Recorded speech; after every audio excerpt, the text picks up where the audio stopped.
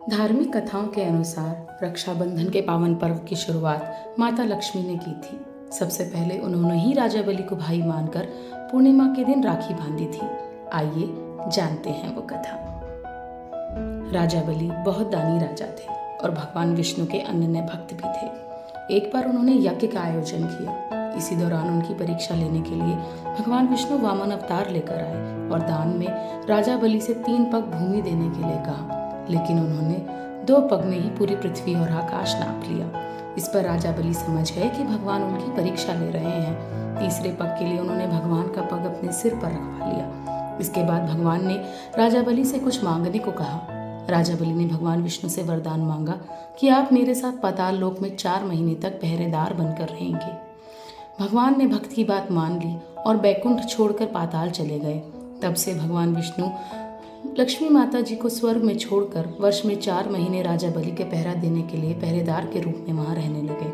उधर देवी लक्ष्मी परेशान हो गई।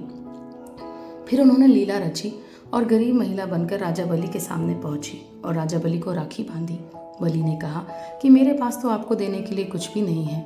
इस पर देवी लक्ष्मी अपने रूप में आ गई और बोली कि आपके पास तो साक्षात भगवान है, मुझे वही चाहिए, मैं अपने उन्हें ही लेने आई हूँ। इस पर बलि ने भगवान विष्णु को माता लक्ष्मी के साथ जाने दिया। जाते समय भगवान विष्णु ने राजा बलि को वरदान दिया कि वे हर साल 4 महीने पाताल में ही निवास करेंगे।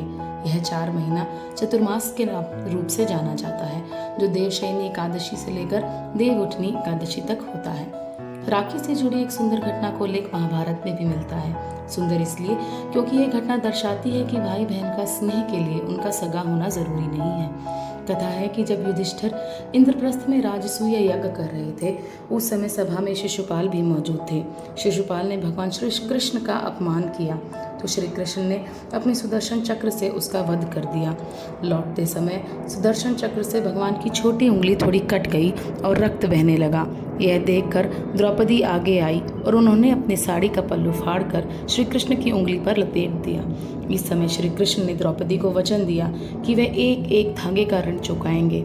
इसके बाद जब कौरवों ने द्रौपदी का चीर हरण करने का प्रयास किया तो श्री कृष्ण ने चीर बढ़ाकर द्रौपदी के चीर की लाज रखी। कहते हैं कि जिस दिन द्रौपदी ने श्री कृष्ण की कलाई में साड़ी का पल्लू बांधा था, वह श्रावण पूर्णिमा का ही दिन था। इसके अलावा भी इतिहास में कई कहानियां प्रचलित हैं। रक्षाबंधन का पर्व विशेष रूप से भावनाओं का त्योहार है, एक ऐसा बंधन जो 2 जनों को स्नेह के धागे में बांधता है।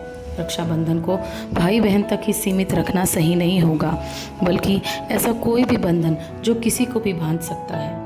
भाई बहन के रिश्तों की सीमाओं से आगे बढ़ते हुए यह बंधन एक भाई का दूसरे भाई को, बहनों को आपस में राखी बांधना, 2 मित्रों का एक दूसरे को राखी बांधना, माता पिता का संतान को राखी बांधना भी हो सकता है। रक्षाबंधन में केवल बहन का रिश्ता स्वीकारा नहीं है, अपितु राखी श्रद्धा व विश्वास का धागा बांधती है।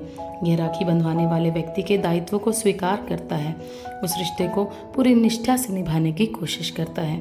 आप भी हमारे साथ अपना रिश्ता बनाइए। अगर कहानी पसंद आई तो हमारी कहानी को लाइक करें और मेरे चैनल कथा कहानी लोग को सब्सक्राइब करें। Thank you.